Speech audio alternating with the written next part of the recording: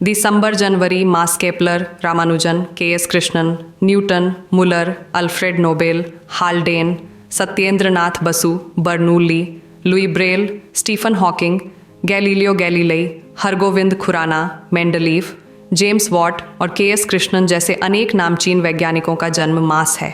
लेकिन यह एक ऐसे वैज्ञानिक का भी जन्म मास है जिसके नाम से भी हम अपरिचित हैं। इस वैज्ञानिक का नाम है पठानी सामंत, अपने ही देश में अचिन्हा, अनादृत, अपने समय का अद्भुत खगोलज। ओडिशा के गिरि प्रांतर में स्थित खंडपाड़ा में रहते हुए उस खगोलविद ने अपने जीवन की अधिकांश रातें अछोर आकाश के अनगिन तारों के मुआयने में गुजार दीं। उड़िया और संस्कृत के अलावा उन्हें किसी भाषा का ज्ञान नहीं था। विज्ञान या विज्ञानेतर विषयों की कोई शिक्षा नहीं, कोई प्रयोगशाला नहीं, कोई उपकरण नहीं और तो और कलाई में घड़ी तक नहीं, तकरीबन ताउम्र दूरबीन तक नहीं रही। इसके बावजूद पठानी ने प्राचीन भारतीय खगोलविदों के कतिपय सिद्धांतों की पुष्टि की, अनेक नए सिद्धांत प्रतिपादित किए और नई खगोलीय घटनाओं की जानकारी के साथ नवीन सूत्र भी दिए। मुक्ताकाश ही उनकी वेधशाला थी और नंगी आंखें ही यंत्र। डॉ सुधीर सक्सेना, पूरा नाम महामहोपाध्याय पंडित सामंत चंद्रशेखर हरिचंदन महापात्र, मगर स्थानीय जनों ने उन्हें प्यार और आदर से कहा पठानी सामंत। भारत की प्राचीन खगोल पद्धति ने उनमें उन्मेष और विस्तार पाया। मोटे तौर पर उन्होंने प्राचीन सिद्धांतों की पुष्टि कम की, नए सिद्धांतों का प्रतिपादन अधिक किया। उनकी रातें प्रायः तारों के प्रेक्षण में गुजरती थीं। ऋतजगा उनकी रात्रिचर्या में शुमार था। 10 वर्ष की उम्र में पिता द्वारा फलित ज्योतिष के प्रारंभिक पाठों ने तारों के गहन अवलोकन में उनकी रुचि जगा दी। ज्योतिष के लिए जन्म कुंडली में लग्न का ज्ञान जरूरी है और उसके लिए जरूरी था तारों की सही स्थिति जानना। ग्रंथालय में सिद्धांत ग्रंथ उपलब्ध थे। पठानी ने उन्हें समझने के लिए टीकाओं का सहारा लिया। समीपवर्ती राज्य के विद्वान भुवनेश्वर वाड़ा पांडा से उन्होंने दर्शन, तर्कशास्त्र और साहित्य की शिक्षा ग्रहण की और मात्र 15 वर्ष की आयु में पंचांग की गणना पद्धति में दक्षता अर्जित कर ली। पंचांग के आधार पर ग्रहों के अध्ययन से उन्होंने पाया कि न तो ग्रह निर्दिष्ट स्थान पर हैं और न ही नियत ठौर पर तारे। अम्ब वे खगोलीय पिंडों की टोह में जुट गए। 23 की उम्र से वे प्रेक्षण के परिणामों को विधिवत लिपिबद्ध करने लगे। नतीजे में सामने आई पुस्तिका दर्पण सार। उन्होंने 14 से 34 वर्ष यानी 20 साल खगोल विज्ञान के गहन अध्ययन में बिताए। उन्होंने प्रथमतः चंद्रमा, महान खगोलविद पठानी सामंत की तीनों असंगतियों, कक्षाक्षोभ, विचरण और वार्षिक समीकरण को पहचाना।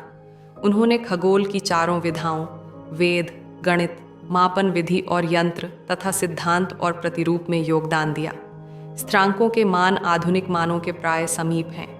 पठानी सामंत का जन्म 13 दिसंबर 1835 को पश्चिमी ओडिशा के खंडपाड़ा राज्य में हुआ था। उनके दादा खंडपाड़ा के राजा थे। पठानी के समकालीन राजा मर्दराज भ्रमरावर राय उनके भतीजे, जिन्हें उनका तारों का अवलोकन, अध्ययन रास नहीं आता था, अतः पठानी राजकीय प्रश्रय और सुविधाओं से वंचित रहे। जन्म कुंडली में लग्न की महत्ता वे जानते थे।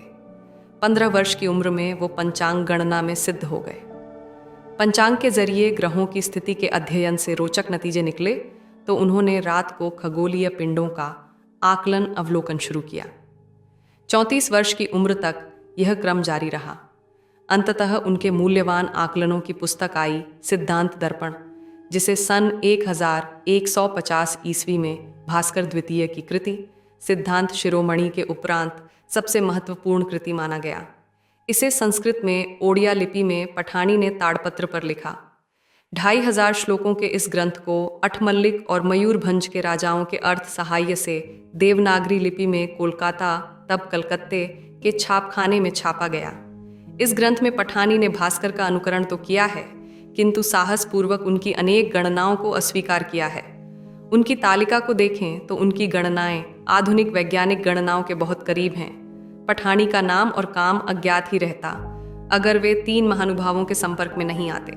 ओडिशा के ख्यातकवी और तत्समय स्कूलों के सहायक निरीक्षक राधानाथ राय, बिहार बंगाल ओडिशा की पाठशालाओं के अधीक्षक और कोलकाता के संस्कृत कॉलेज के प्राचार्य महामहोपाध्याय महेश चंद्र न्याय रत्न और कटक कॉलेज में शिक्षक प्रोफेसर योगेश चंद्र राय से संपर्कों ने पठानी को गुमनामी से उबार लिया।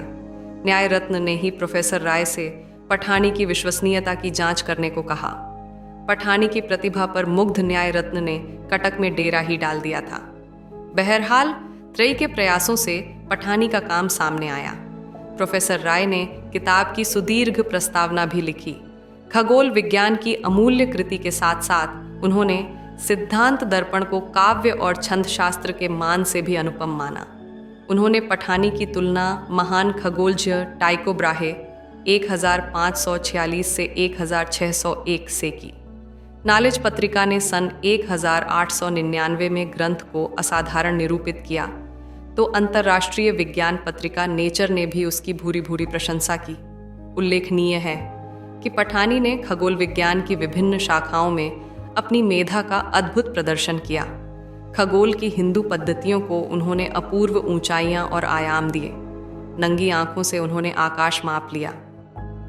काठ और बांस से उन्होंने धूप और जल घड़ी जैसी घड़ियों, किसी पर्वत की ऊंचाई और दूरी मापने के शंकु तथा मानयंत्रों, ग्रहों की स्थिति एवं गति निर्धारण के लिए गोल यंत्र का निर्माण किया। नेचर ने पठानी को डेनिश टाइको ब्राहे से बड़ा और अधिक महान खगोलविद माना। पठानी का जीवन खगोल शास्त्र को समर्पित था। धन और साधनों के अभाव के बावजूद उन्होंने मानक रचा। पठानी के पौत्र रघुनाथ सिंह सामंत ने अपने पितामह की जीवनी लिखी है। बताते हैं कि सिद्धांत दर्पण के प्रथम संस्करण की 5000 प्रतियां छपी थीं। इनमें आधी से अधिक प्रतियां अमेरिका, ब्रिटेन और जर्मनी की लाइब्रेरियों में चली गईं। शेष अधिकांश प्रतियां जल गईं अथवा खुर्द बुर्द हो गईं। खरियार राजघराने की राजश्री देवी के अनुसार पठानी का योगदान अभी अंशतः सुरक्षित है और ओडिशा में भुवनेश्वर स्थित तारामंडल का नामकरण इस महान भारतीय खगोलवेत्ता के नाम पर किया गया है।